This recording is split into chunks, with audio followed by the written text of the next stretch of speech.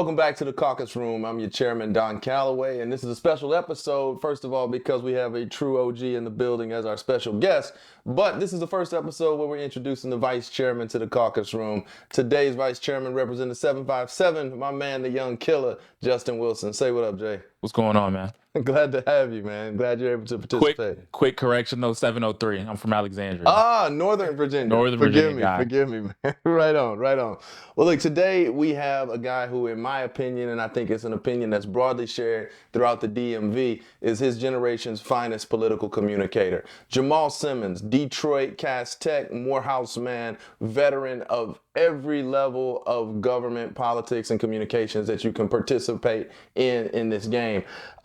Presidential campaigns, 3 presidential campaigns, executive administrations, White House, working for both the president and the vice president, private sector, public sector, has done it all in every way you could possibly do it, and truly the definition of a communications professional, a pro's pro. Welcome to the Caucus Room, my man, Jamal Simmons. Glad to have you, brother. Good to be here. Thanks Right for having on. me. Thanks for coming down, man. Jay? A pleasure. Is that right? A pleasure. We don't see you around in D.C., man. You up in New York these days. I What's that know. like, They got man? me up in New York. Yeah? You know, family and career and all the reasons a person moves. It's either love or money. Love or money is behind just about everything. One or the other. I had both. Before we get into it, man, let's give you a quick toast, man. True OG, man, we had to go with the biggest and baddest of the Black Spirits companies, Uncle Nearest. Shout out to Fawn and our whole crew down in Tennessee. You have had remarkable success, and you have shown so many of us the way to make it in this town. And you're a consummate professional, man, and we salute all your achievements, brother. Appreciate you. Right on, Appreciate man. you. So, coming out of Detroit, Yeah. Morehouse, how did you know there was a such thing as comms? Obviously, you had an interest in politics and this thing that's happening up in D.C. How did you know there was a comms universe? And how does one get into that? And explain what it is. Because we talk about people who run for office and people know how to manage campaigns, but you have had a remarkable run as a niche in political communication. So break that down. What is it? How did you get into it? So what really happened was I was out doing advance on the Bill Clinton presidential campaign. What's advance? So advance is we traveled around the country and we set up events for the campaign. So, you know, big rallies, small meetings. And what happened was a job opened up in the comm shop, and a guy that hired me to work on the Bill Clinton campaign, a guy named JD, James Day. JD went to Morehouse. And when this job opened up, they went to JD and they said, hey, do you know anybody who could fill this job? He's like, oh, I got a young guy you should talk to. He introduced me to Dee Myers, who was then Bill Clinton's press secretary. Press secretary, yeah. She hired me. I ended up on the airplane that had managed all the press, flying around with Bill Clinton. At 22. At 21. Wow. I had just turned 21, in fact. And in fact, I wasn't even graduated from college because I stopped out of my last semester to go work on the campaign. So I still had to go back and finish my last semester of school after the campaign was over. And my mother made me promise that win or lose, I was going to go back and get my degree. Like NBA draft pick. Exactly. Which was a good deal to cut. Okay. So anyway, that's how I got into press work. And I started doing some other things, but I realized over time that I needed to have a skill if I was going to have any longevity. I met enough older cats who had done different things. And one of the things they impressed on me was like, at some point, you're not going to be in government anymore. You're not going to be doing this every day. What do you want to do when you leave? And so I really enjoyed communications. You know, at that point, you're drafting press releases, you're coming up with statements. There are speech writers who are in there. There are people who are doing helping a candidate figure out what interviews to do, how to talk about in the interviews. So that's all the broad scope of communications. What I liked about it was I probably had a little bit of ADD because I like the fact that you do a variety of different things. Okay. And so I didn't have just one issue I cared about. Some people are criminal justice people. Some people are in economics people. Some people are, in healthcare. For me, I liked all of it a little bit. It was a chance for me to get out and learn a little bit more. The second thing was, or maybe the third thing by now in the story, is I thought at one point I was going to run for office. So you're a former office holder, elected office holder. I thought at one point I was going to run for office. And when I realized I wasn't going to run, being in press and comms was the other position that was the most front forward leaning job for a staffer who wasn't also the person who was, in the elected office. That's you said something that resonated. Well, you said a lot, but this notion of having to have a skill. Yeah, I see so many young staffers and folks come up to DC and they just want to be in the game and wear the suit and be on the Hill every day. But you have to be good at something, right? You have to have a substantive skill because this town is not made up of hard scientists. Ain't no physicists up here, right? So tell me, what is the skill of comms and what does it look like every day now that you've mastered it? So I like to talk about being a translator. Yeah. Because really what you have to do is to take things that are really complicated and be able to communicate to the general public about that thing. Okay. And it could be on anything, right? Like, so I'm talking to, when I was at the White House, I would talk to the guy who ran the Space Council about the telescope that can see back in the past, the James Webb telescope. And he would explain to me how this worked, and then we had to come up with talking points and statements to put out in public that somebody who wasn't an astrophysicist could understand. Right. So I'm not, but I had to understand enough about what he was saying to be able to translate that to the public. At the same time, I'm reading newspaper reports. I'm reading things that are coming from focus groups and polls. And I got to be able to translate that to either a candidate or a public official and tell them, here's what's really important out of all of this data and what people are writing about that we can use. So it is like you're sitting in the middle of two different streams of thought, and you have to translate to people. Translating that forwards and backwards. One of the and writing, by the way. And writing. Which I always say the number one important skill that anybody can have in almost probably any career, unless you're like a doctor, right? Like you're literally a scientist. Everybody else needs to know how to write.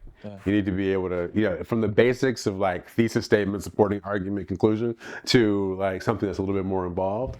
People just need to be able to know how to write. And the longer you go in your career, the shorter you have to be able to write. Oh, yeah. And that's the part that I think is really tricky for people, right? Yeah. Like when you're in college, they're like, oh, write me a 15-page term paper. You only got like 12 pages, so you're trying to like figure out how to get down to 3 right, to work. It's the reverse when you go to work. It's like, you can write 30 pages on this topic. I need you to boil it down to a 1-pager. Yeah. Or a talking point. Or a talking point or 2 paragraphs. One of the things I always heard you talk about I had the pleasure of working with you for a number of years. And one of the things that I heard you talk about during that time was the concept of intellectual ADD, right? And we were at a place where we got to do a lot of things, but how that intellectual ADD helped to shape you and shape your career. How do you think that manifested as you went from place to place or in and out of the public and private sector?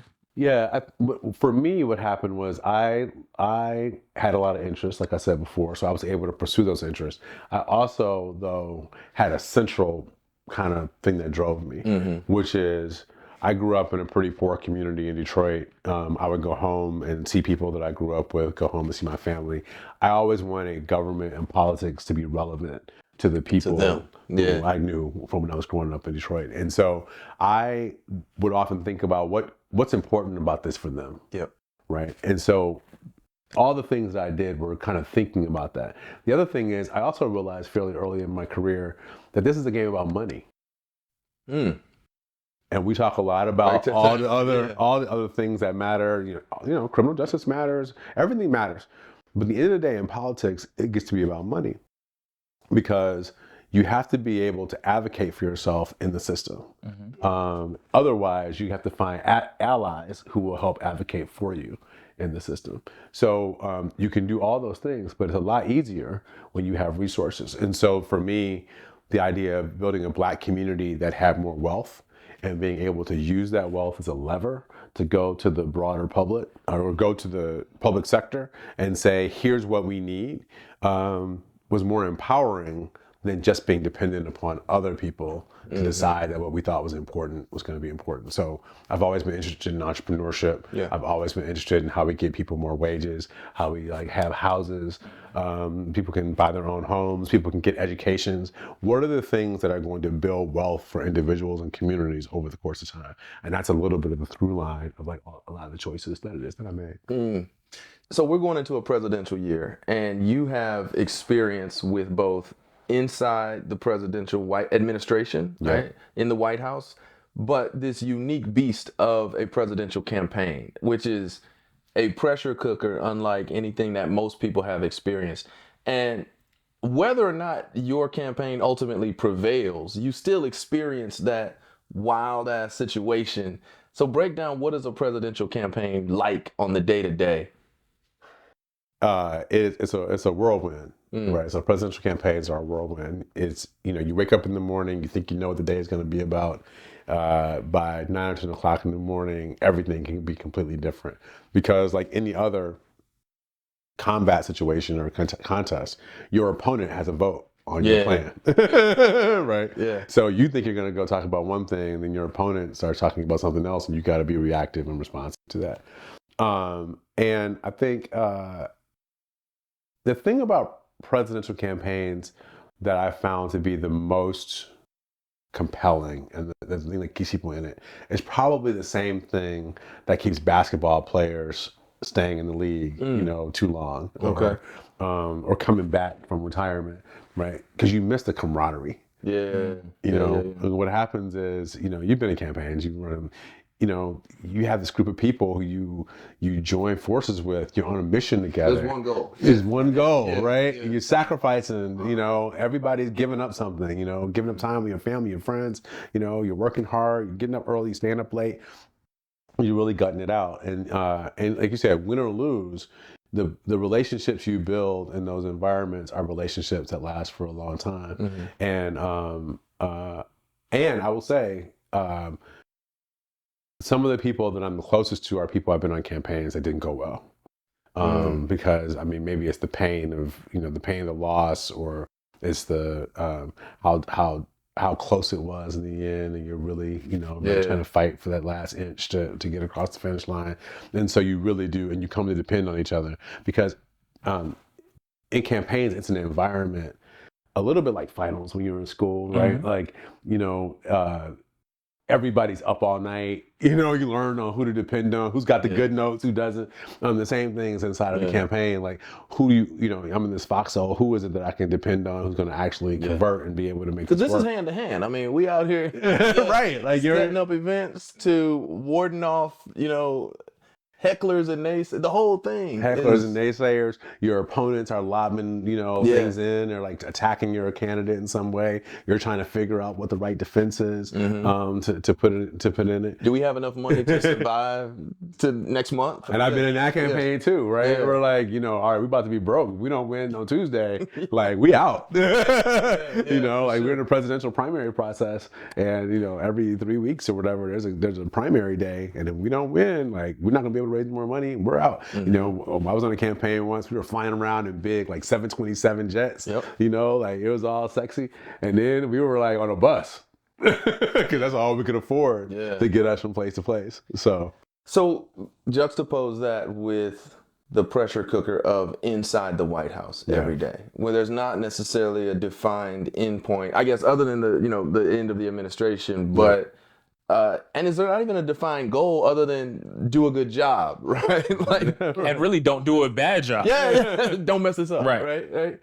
So what's it like inside the White House every day? Give us the real life West Wing.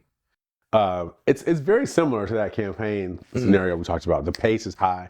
When I joined the White House the last time, I like to say, it's like you're getting on a treadmill. It's at full speed, and you're just holding on to the sides until your legs can catch up to the pace. Wow. I think my first day in the office, I had like 387 emails.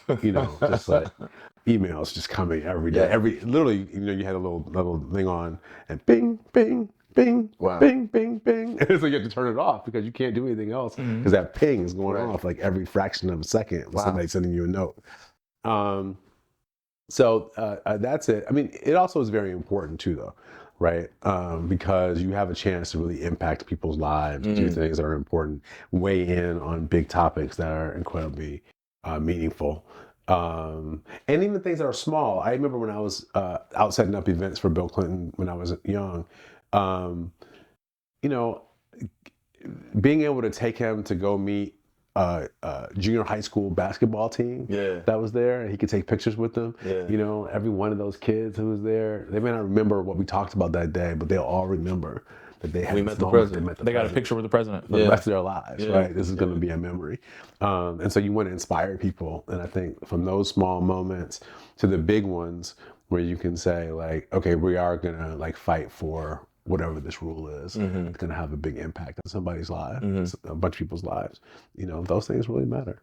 Do you feel that when you're there, though? Right? I mean, every day is so inspirational and impactful for everybody else, but for you, it's like, I'm going to work, right? Like, do you feel it, and how long do you think it takes for you to really feel that impact, or what moment did you have where you were like, So here's I what's really feel it? Here's what's different. Like, you feel it because you know, like, okay, this is a big deal. Something you're fighting for. You're really trying to get it done.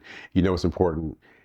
The thing that's different, I guess, to where you are is after it happens, it's like, okay, that was it. Now tomorrow, something else. Something Like- of equal importance. Yeah, like there's no parade. It's There's not no like time to admire the right. work. It's like you're not like, oh, we did it. Now we're all gonna take a week off and celebrate and go Yeah. tell our mamas about it. It's like, oh, that was great. We had a good win. Okay, the next Wow. morning it's like, okay, so about Back this, at it. yeah, about that thing we're doing on Tuesday. What's your tell me about the notes? Yeah. you know, and you got to get back at it. That's the place where that pace like sort of keeps coming. The good news is when you lose, the same thing is true. You don't have a lot of time to lick your wounds because you got to get back up and keep moving. But the bad news is you would like take a little bit of time on a good day. Yeah. You know, maybe you can get that night, everybody like has a cocktail and, you know, enjoys themselves. But the next morning, like that alarm clock Back goes at it. off. Yeah. You know, your conference call talking about the next day's work. Can you talk about what it was like to work for a legitimate history maker in the first woman, the first African-American vice president? You have to be extraordinary.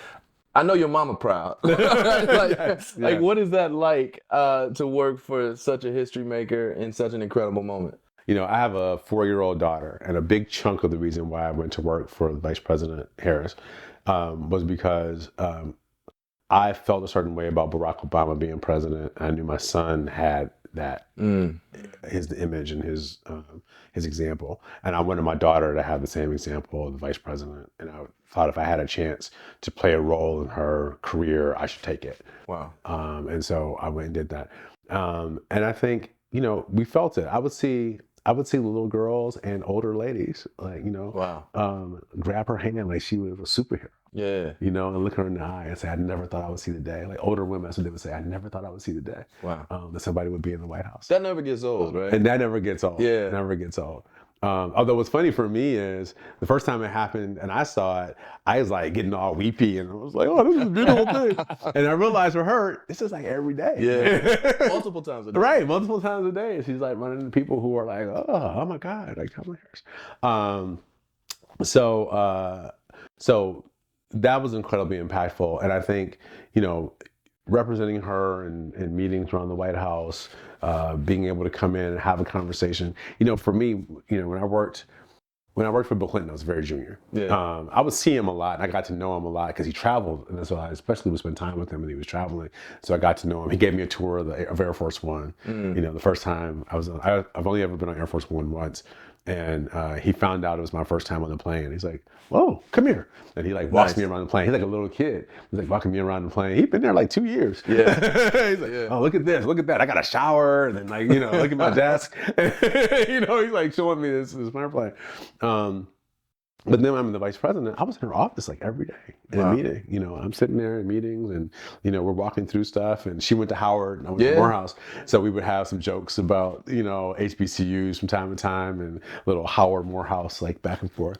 And then, you know, getting on and off Air Force Two, you know, kind of regularly taking these trips. And when you get on the plane, they have this little card they put on your seat and it says like, welcome, Mr. Simmons. And it has the image of like Air Force Two on it. I saved a couple of them. Yeah, good. For framing purposes. Yes, you should. You know, when you come and sit down and I was a deputy assistant to the president, which is kind of like a commissioned officer. So among the military people, it's like you have a rank. Okay. And so they are very deferential to you when you are assistant to the president or deputy assistant to the president, special assistant. So those are the 3 ranks in the White House, which meant also I got like privileges in the Navy mess. So I could go and I had an account Oh, wow. The Navy Mess, which is where you could order food. I could invite people to come. Nobody knows this. No, this is real stuff. Like, I got a parking space. Yes. Yeah. So that's what's real. This is a Caucus Room exclusive. Like, Exactly. people don't know this. You know, I thought I was doing something because I got the M&Ms. I was gonna get a White House ornament for Christmas. yeah. You got the commission. Okay. Yeah, so you got you can get like Navy Mess eating privileges. You get a parking space, and depending on how high you are, how close you get to park to the building. Okay. So my first week, I didn't really know how this whole thing worked, and so I just thought I had this pass, and I knew there was parking if you go to the White House, like around where the Christmas tree lighting is. It's like a whole like half oval. It's right there. Mm-hmm. So I thought like that was all the parking. So I drove in and parked there, and then I was like, man, it's a long walk. I was complaining about it to somebody like, yeah, it's a long walk from the thing. Like I think the train, I could probably I could park in one of the spaces or one of the commercial lots and walk closer than getting from there. And somebody was like, why are you parking there? Your parking space is right outside the gate. Outside the building. And I realized like, oh, I got a nice parking space. This is nice. Wow. It's not like the chief of staff or Karine Pierre. They park right in the driveway. She literally gets out of her car and walks into her office. That's what Justin and I wanted specifically to ask you about Karine Jean-Pierre. You are a professional communicator, and you have had as successful a career as possible in this country in communications. What does it mean to see where she has gotten as a Black lesbian woman, immigrant? I don't know that it's possible to do better than what she's done, and I think she's done an amazing job during a very, very difficult time in the country. So just talk about that. So I have I feel a certain really special kind of way about this, because in 2002, I was a communications director on a Senate campaign for a U.S. senator. There were only 2 African-American communications directors for senators during that cycle. And back then, you really had a hard time getting African-Americans into like big communications jobs. The next year in 2004, in that presidential campaign, there were, I think, 2 of us, me and Doug Thornell, who now runs SKDK, who were spokespeople for presidential candidates. There were 9 candidates. There were 2 of us who were spokespeople for presidential. So this was like a road. So one of the things that we did, I got together with some friends who had also been in comms, and we created a group of young African-American men who had jobs working in politics in Washington, and we kind of brought them together in kind of a mentor group. There was a group of women who did the same thing for a group of women who were similarly situated. And so the idea, just a little Questlove said once, I heard him talk about music and how the Roots have been out for a long time before they actually popped and became a big group. And he said one of the reasons why they popped was because they were ahead of the curve and they didn't really have anybody else who sounded like them. And so what worked for them was when they came out with the album, and there was like Jill Scott and Common and Erykah Badu, and there were a bunch of people who had a similar kind of sound, that then they all elevated together. And so Questlove's position is that one-hit wonders are very often people who exist in their own frame, and they don't have a context. They don't have a musical context. There's no family. There's no family. So you think about Prince, like Prince built a musical family, right, in Minneapolis. There wasn't anybody that sounded like him, so he went out and created like a group like him. So Questlove's point is like, you think about Motown, you think about Stevie Wonder, you love Stevie Wonder, or you love Smokey Robinson, but really you love the Motown sound. There's a whole ecosystem. The ecosystem. Sound, right. So you're a sports guy, right? So if there was no, so Jackie Robinson, if there was no Negro League, you'd have had Jackie Robinson, who would have been a great baseball player. You don't have another. But there wouldn't have been anybody else after everybody went looking for one. And so, baseball teams were like, oh, great. We love Jackie Robinson. Guess what? We got a whole bunch of Jackie Robinsons back. But that's actually one of the... So Karine is evidence of, I think, a cohort of people who grew up over a period of time. She wasn't in any of our groups. She had her own trajectory, so I'm not taking credit for her specifically. But there was a cohort of people who were in comms, who supported each other, created an ecosystem, and I think people rose up, which then made having the first Black press secretary not as revolutionary as it might have been like a decade earlier. It's more like an eventuality, right? Because unless y'all are just flat out racist, you know what I mean? Somebody from this crew is prepared and qualified. Somebody should be able to do it. And even if you didn't make her, she's still, and I'm sure she would acknowledge, she is a product of what y'all started to build all those years ago. That's pretty dope, man. She's part of a continuum. So I went to her first briefing because I wanted to be there because I thought it was a very historical moment, particularly for me, to see this. And I hired an African American woman, Kirsten Allen, to come and be the press secretary for the vice president. So the two of us went together to support Karine on her first day. That's what's up. Which was a beautiful thing. Yeah. And I think we are now seeing. We're getting to the point where it's not that special to have the first black person do something or other, but it still is because there's still enough. It's always special. Yeah. There's still friction and resistance and obstacles to every time you break one of the barriers, and so getting somebody across the line will make it easier for everybody else. And frankly, the next time some African American is up for this job, they're going to have somebody to call in a way that Karine doesn't have anybody to call, or Kamala Harris doesn't have anybody to call to find out. So even if you talk about the things that she doesn't do well, the vice president, the reality is she has to make it up every day. Every single day. Yeah. Every day she wakes up in the morning and she decides what being the vice president is. Yeah. And you know, we would have this conversation on our team a lot. There was no reason to feel confined by the 40 some odd people who came before her. Because the only reason we ever think about something as being vice presidential is because somebody else did it before. Because it's not written in the law that like a vice president, other than cast votes in the Senate and stay alive. Everything else is just something. Everything else is just something some other white guy decided to do at one point. And everybody said that's vice presidential. So when she does it, now it's vice presidential because she did it. And she could call Barack Obama, he could talk about being black, or she could call Hillary Clinton, she could talk about being a woman, but there's nobody who could talk about being a woman of color at that intersection. So she's making that up every single day. So I think we have to give her some space to be able to make that up. And even sometimes, like in every profession, every sport, sometimes you fumble the ball or you don't get something right, but you have the chance to like get up and do it again. And I think that's important. Do you get frustrated by watching a universe of talking heads, particularly Democrats who should know better, not necessarily give her that grace and space as much as I think we should? Yeah, listen, I think she is, like I said, she's a historical figure and she's on the team. The other thing that if you like talk to any of these pollsters who are good at this stuff is there are people who really love her. There are people who really love the president.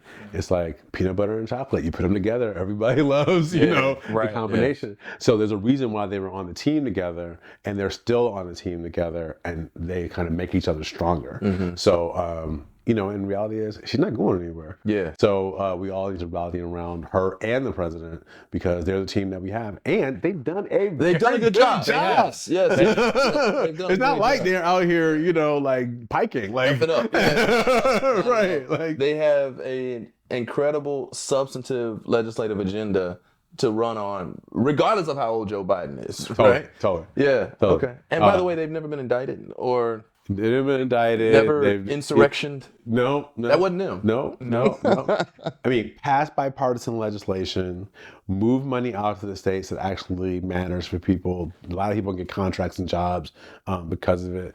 The president and they're trying to do they're managing two different wars at the same time. Yeah. Got us through COVID. Trying to react to a conservative Supreme Court that's taking rights away from people for the first time in the history of the country. Like they got a lot on their plates. They're doing like a pretty good job of figuring out how to keep the ship moving. Now look, you got to communicate better. People have to know what's really happening. So there's work to do. This isn't to say like it's all perfect and roses. It's just to say, listen, we've seen people screw this job up. Yes. Yeah. That is not these people. Recently. Right. Exactly. I'm going to go back to a little bit earlier in your career. Yeah. You worked for your hometown congresswoman. Right. You were Carolyn Kilpatrick's chief of staff.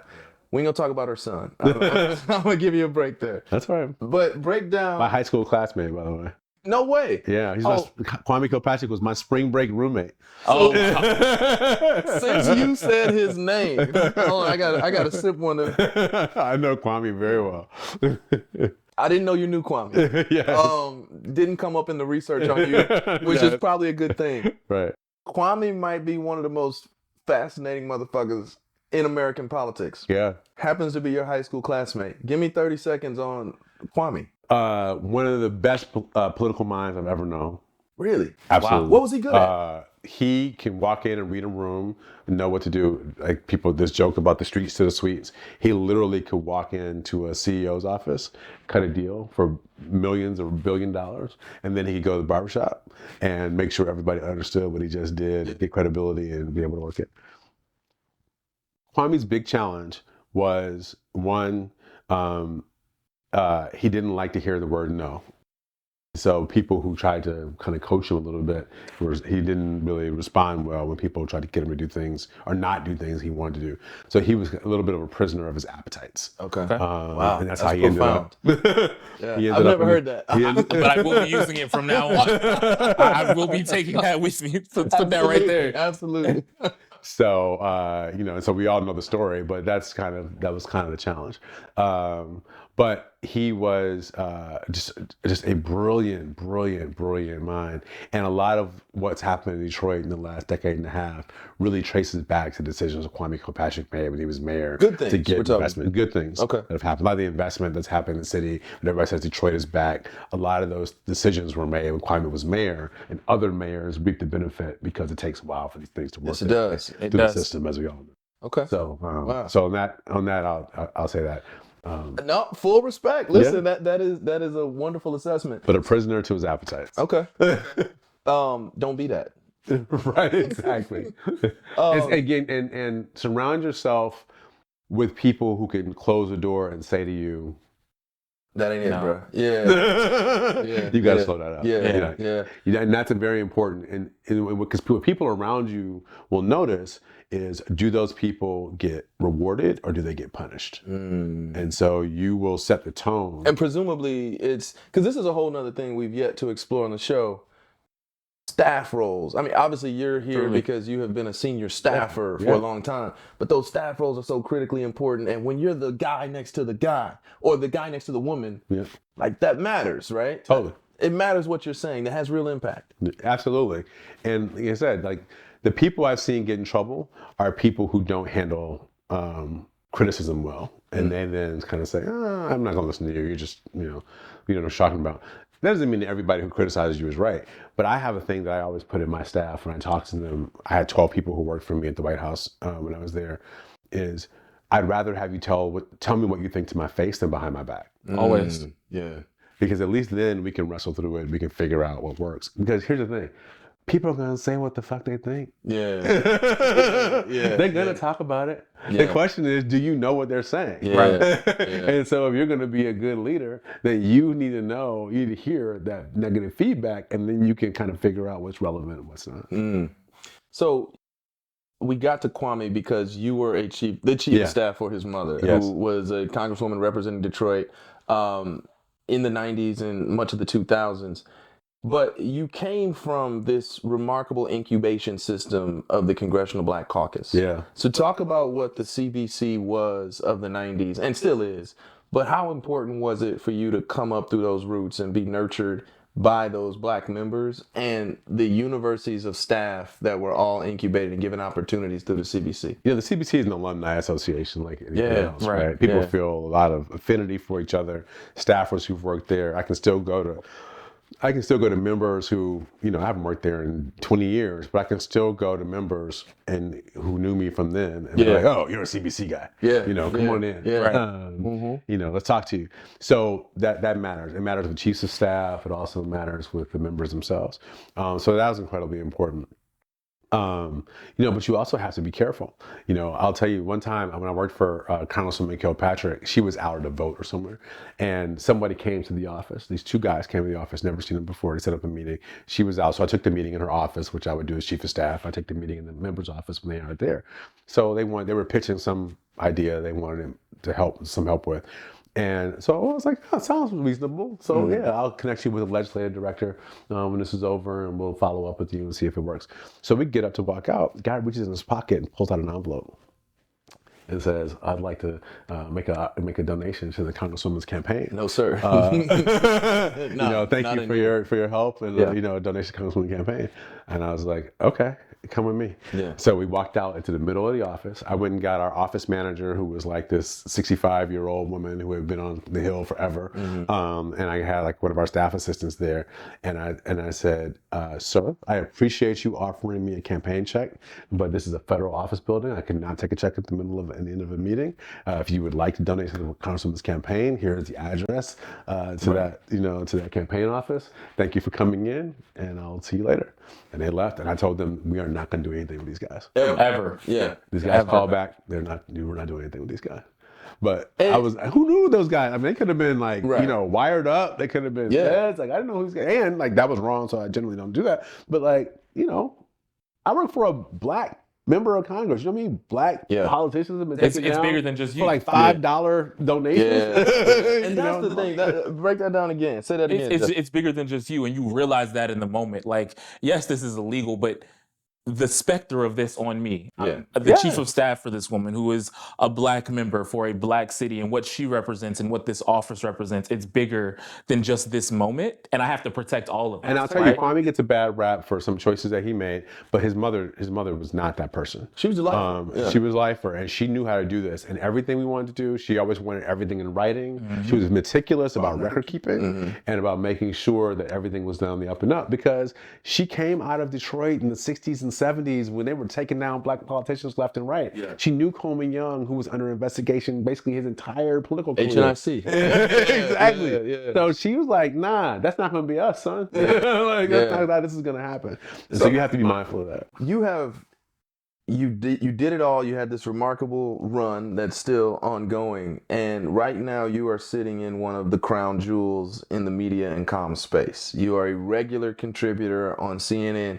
Primetime. I'm stuck doing weekend. And by the way, I wore this sweatshirt for you, man. So I'm Cheers to Morehouse. I always say, man, I did not go to Morehouse. I just employ a lot of Morehouse cats. So even better. Nah, but shout out to Morehouse, man. Even better.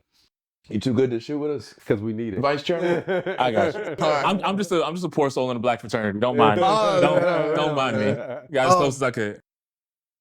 CNN, man, and you're the first person. We had Michael Steele, but we didn't get to talk about him being a talking head. Who's a great guy. He's a dope dude. Yeah. By the way, Michael Steele is a great guy. Justin wasn't here. Dylan was here, and I was remarkably surprised. I was delighted. Like, Michael Steele is a real brother who just, for whatever reason, happens to be a Republican, but he's like a good, solid dude. And he was Mike Tyson's brother-in-law. Yes, we talked about that. which is the part that's also hilarious. Can't wait for that episode. Yeah. He talks about it at length.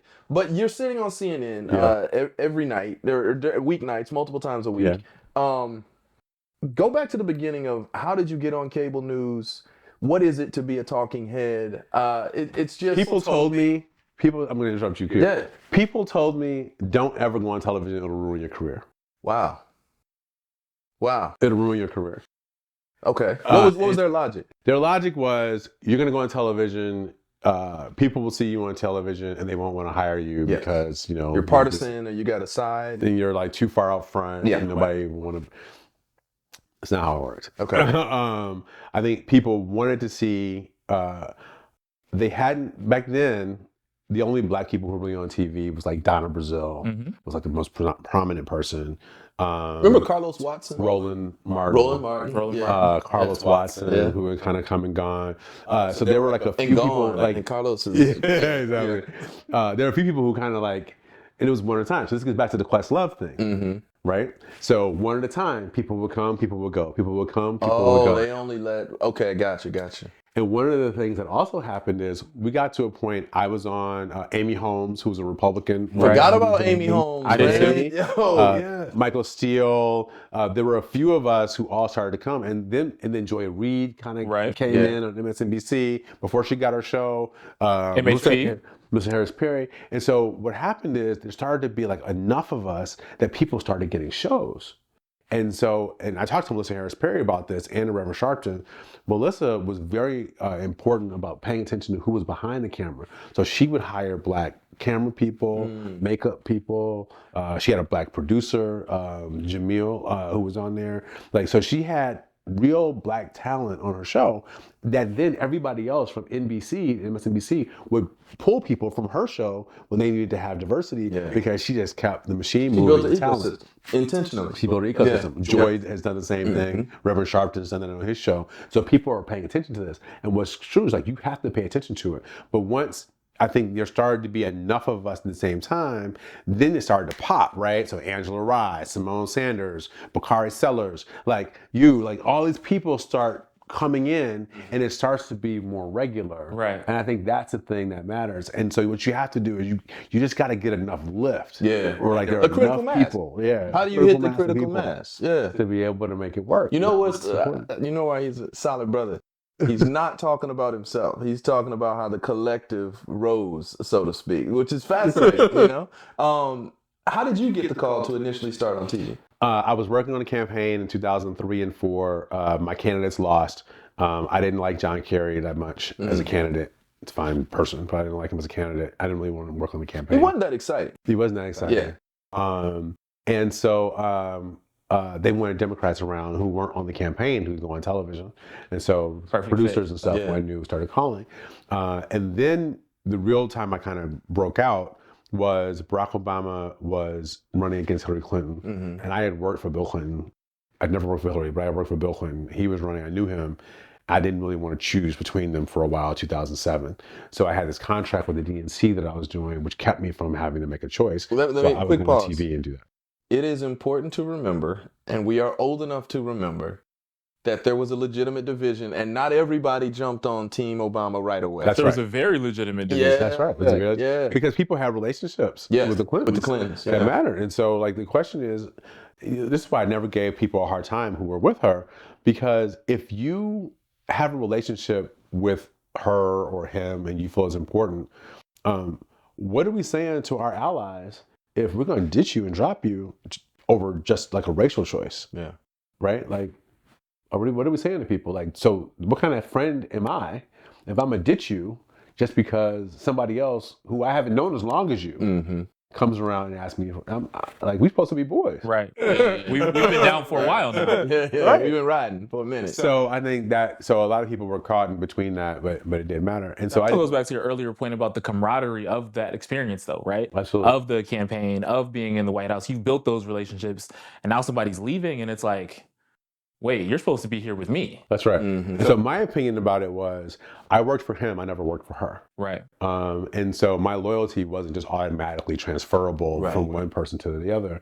And frankly, earlier, I had tried to get a job with Hillary Clinton when she was running for the Senate, and they weren't interested. So I felt like, well, they weren't interested in me. Like, I don't have any obligation to necessarily be loyal to somebody who didn't feel the same loyalty. So I stayed out of it for a while in 2007. And then when my contract ended and I worked on the Nevada Caucus, and the Nevada Caucus was over, I decided like this was a moment I really wanted to get in. And so I came out for Barack Obama. CNN came to me and they were looking for somebody who kind of be the CNN spokesperson for Obama, the CNN surrogate. And so they made me kind of the primary surrogate for Obama in 2008. Was that paid?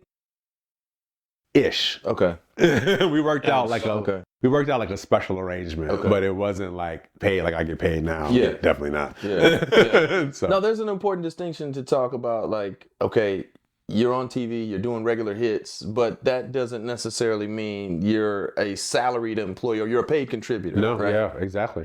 And I had a firm and so I had clients, so it was helpful for me, like for marketing purposes, to be on television. So that all worked. And then I started doing speaking events. And so there's a way that you kind of can make it work. But I wasn't paid. Because the layperson watching TV like me, I'm sitting here with two talking heads, right? But we all assume both of y'all are getting paid, right? We see you on TV, we pay for cable. Right. You know, money should be in somebody's pocket, right? There's no assumption that you guys are just you doing that for the love of the game. You're still in cable, Justin. You still in cable, man? No, man. No, I gotta get the sports. Man.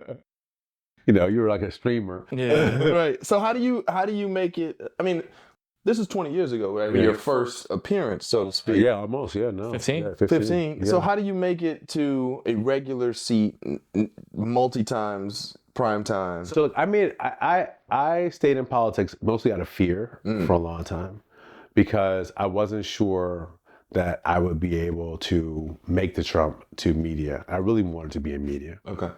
Why? I just felt like it was my calling. And when Barack Obama got elected, I went through this feeling that everything I really was working for in politics, I had sort of done in politics. Okay. Yeah. Right? Because I really wanted to see Black people get to a place. And by the way, I did not think that place was going to be president of the United States anytime soon. Right. So I didn't think this was going to like top me out that fast. But then he got elected, and I was like, "Whoa, okay, that's it. Yeah, we did it." Right, he did it. And so I kind of toyed with working in the Obama administration. It never really worked out. I was at the Raven Group and I was doing consulting, and I was having a good time. But I was sort of playing around with it, and I kind of got to the point where I decided in 2018 that. Into 2017, that I really wanted to take a leap and like do something different. And so I got a job in 2018 with Hill TV. I was hosting a digital show. I forgot about that show. Yeah. That's right. That's Yeah. right. Yes. You were I was the regular on the morning show. The morning show, Rising. Yep. Yeah. Shout out to Crystal and yes, exactly. Sagar. And so I was doing that, and so I kind of started to make this transition into the media space and the hosting space, and that was like a leap of faith for me a little bit. Okay. And so for me, that's a trajectory that I really want to be on. I went to the White House, which was kind of like, I said I wanted to do something significant. I wanted to be helpful to the vice president, and so I did that. But I really have been trying to, want to kind of stay in the media lane. 'Cause I feel like I want to tell stories and help other people tell their stories, and see how that works out. So one question I do have, right? Social media is a big thing. We have X, formerly known as Twitter. We have Instagram. We have Threads. There's TikTok, all of these things, right? And obviously, we've started to see the role that social media plays in communication, right? And that has changed and expanded over the course of time, and it's affected people's careers. It's given, it's taken away, it's created superstars, it's gotten rid of them all in the same space of communications. How has that like played a role in your career? I got hit. I was trying to get you there, and I'm glad we went there. Talk to us about getting hit. No, I got hit. When I went to the White House, basically the Republicans did an oppo drop on me. Oh, wow. And they went through all my social media, and they found this weird exchange that I had with a bunch of activists on Twitter at the time about Dreamers, where I was being kind of coarse and flippant and not really being serious enough. And so they took that and like turned that into a thing. And so I started getting a lot of pings from people in the Latino community that I was somehow anti-Latino. Now, we worked at a firm that focused on like Latino issues. Maybe the most pro-Latino firm, literally working on the Latino History Museum, the first of its kind. And we were involved with Dreamers, right? Like I would sit in meetings with people who were strategizing about Dreamers. I had to figure it out. So, here's what I learned in that process is you're always better when you defend yourself. And you should have some transparency about what's happening. So the White House's position was that this was just lay low, it'll blow over. But this really struck to the core of who I was as a person, because my entire public career has been about including people in the process and making sure people get to be engaged. And the last thing I wanted was for that to be a record of what people thought. I also knew that if the temperature turned up too high, I would not get that job. Right. The job was going to turn down if the temperature got too high. There's no reason to hire somebody who's going to cause you a problem. Like you hire people to solve problems for you. You don't hire people to cause problems. That's right. So, we've seen that. We've seen people withdraw their name from consideration. Absolutely. From the Supreme Court all the way down through. Absolutely. Yeah.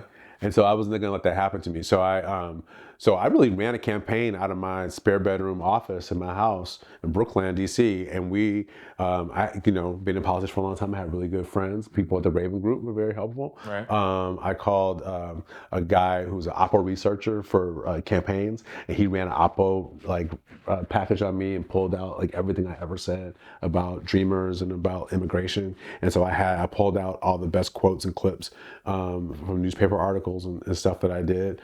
I went to friends who were on Capitol Hill, friends who were lobbyists. I had just done an event with a very prominent Latino activist, and he came out. I talked to him, and he was willing to come out on Twitter and say something nice about me, which we then used. So the strategy was there was like Twitter world, and then there was the real world. Right. And so the strategy was it's almost like fighting a fire, like they create a fire line. So let the fire burn out in the middle, but create a line so the fire can't cross and come out into real world. Right. And so we made phone calls to like every outside organization we could find. We created we found, like I said, all this good data. We moved that around to everybody that we knew, and we just really leaned on all the groups so that this thing that existed in the Twitter world wouldn't become like a real world problem. Yeah.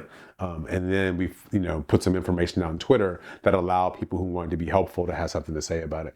But the thing that I learned, so that was my experience, which was you gotta fight back in the place where the fight is happening. The second thing is that we now know 50% of people get their news from social media. And 50% of them get their news from direct messages or from being tagged, right? Interesting. Wow. So people aren't, so if you're only looking at, videos about Diddy and, Jonathan Majors, you're never gonna see, you're never gonna get the stuff about Joe Biden. Right. But if your cousin follows Joe Biden and tags you and says, "Oh, look at this video about Joe Biden," that's how you see it, and the algorithm will necessarily pick that up. People are being spoon-fed that information. They're being spoon-fed information, and a lot of information is bad. Right. So a chunk of what we tried to do is I had this thing called PHP. It was pictures, headlines, and posts. Because what we know is people spend all their time scrolling, and the best way to get somebody to stop is a good image. Whether it's a moving image is better than still image. So when they're scrolling, you want to get a good image so that they'll stop. That's going to take like a second. So then the headline, what's the headline going to be? You want them to read that headline. That's like 3 seconds.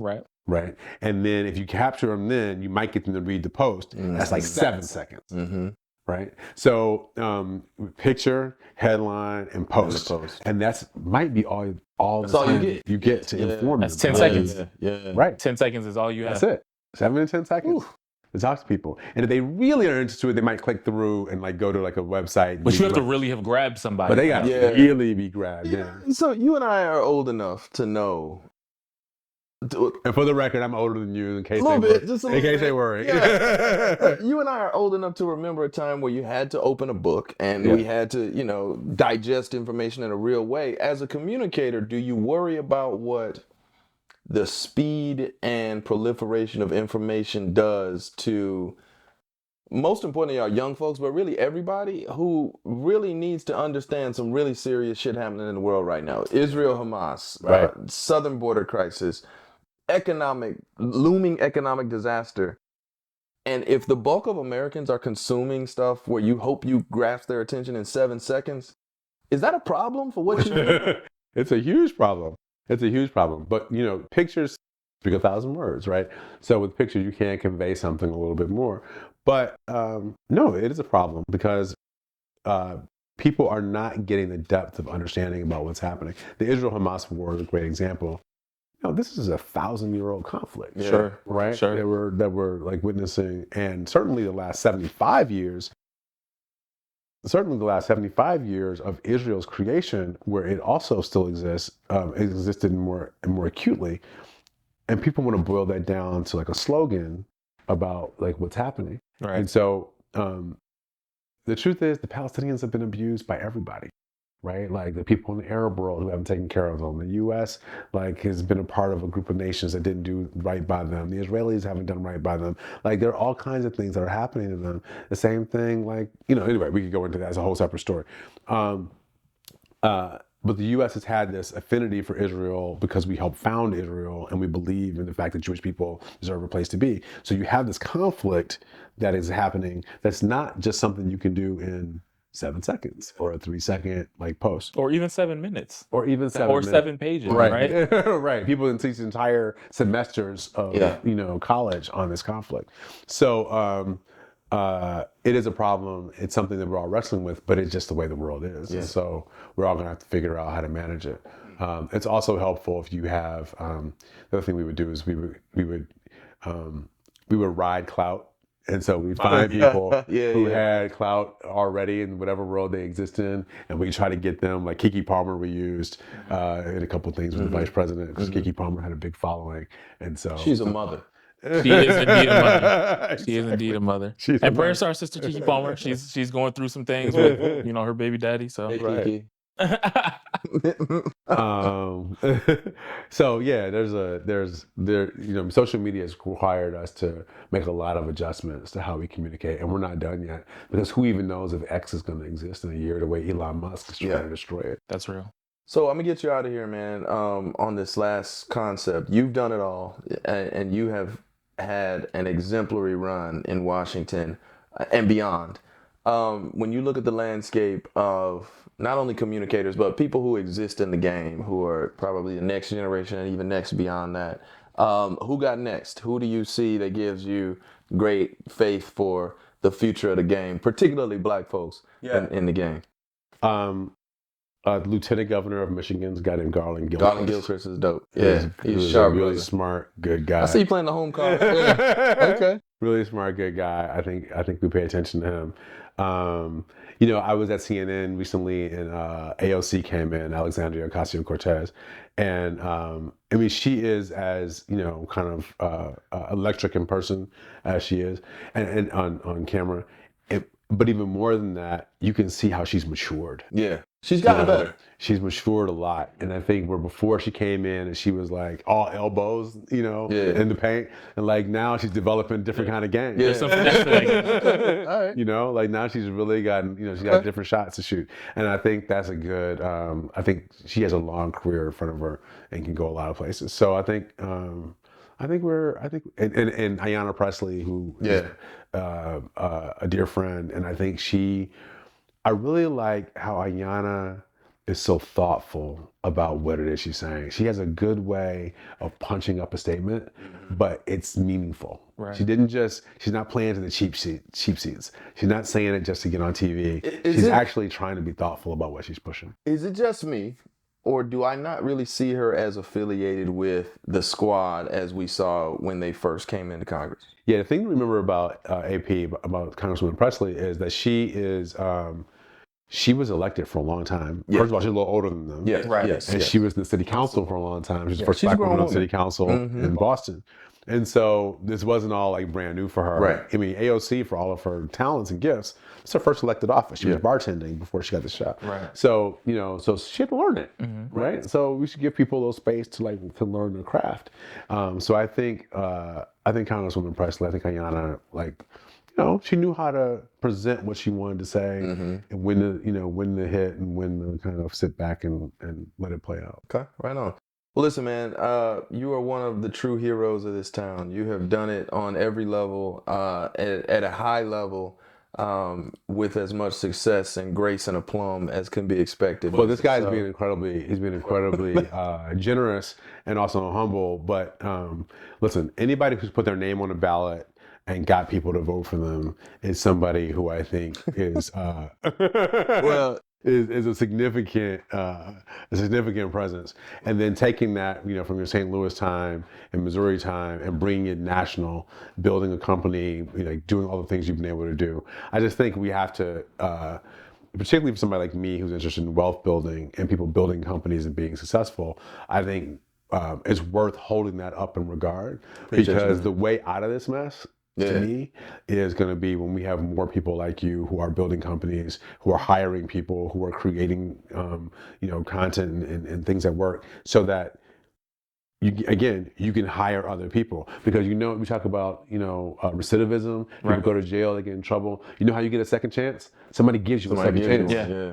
And we got to have people who can give people chances and not just advocate for them, to get a chance from somebody else. And that requires a level of discipline, which I think sometimes we don't always hold in high enough regard, because when you're out building a company, you're worried about getting a contract, worried about paying payroll, worried about making sure product is delivered. You may not have time to show up at the march. Yeah. Right. Right. And so we're all looking at who's at the march. Yeah. But somebody's got to be out here building these companies, hiring people, making sure that everything else is working. Yeah. So I just want to say we have to really be thoughtful about people like you and others who are building that capacity. And so thank you for having me. I appreciate it. No, I said I was going to let you go. One more thing, man. Yeah. You've always been killer, but since 2016, we've seen a spike in your personal trajectory, and I have to imagine it has something to do with Jewel James Simmons. So break that down, man. It is true. I married a fantastic woman who has really been, in 2016, who has really been kind of the backbone of our family. But also people say this, right? Like you need a partner that you can rock with and who will rock with you. Yeah. And I think when you find that, it's important to hold on to it and to nurture it, even when it's difficult and it gets difficult, that you have to nurture it. And I would say also having kids right after that. Your kids are older, my kids are younger, but that also you gotta show up. Yeah, you do. Like first of all, they gonna wake up when they wake up if they with you. I don't care what you did last night. That baby gonna be here at 6:30, 6:45 in the morning looking for somebody for breakfast. Yeah. And there's gotta be food in that refrigerator when they're hungry. So that also focuses the mind. And so I had a great singledom, and I have been also enjoying being a happily married man. Well, listen, man, you have shown us the way, man, and you've done it in this town to the degree that very, very few others have, man. So we salute you, brother, and thank you for taking time to come out and share with us, man. Cheers, thank you, man. Thanks for having me. Cast Tech, stand up. Thank you. This is the Caucus Room. Thanks for joining us.